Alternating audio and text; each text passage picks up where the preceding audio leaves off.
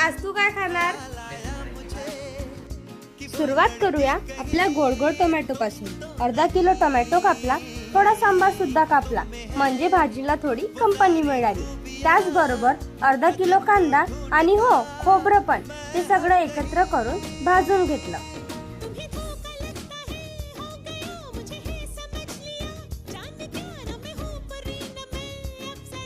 आता मिक्सर मध्ये गेलं हे सगळं, कांदा खोबरं टोमॅटो।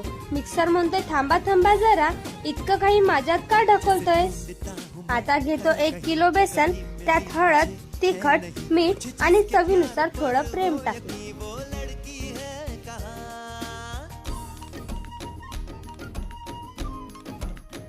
सगळं पाणी टाकून चांगलं मळून घेतलं आणि त्याचे गोळे केले।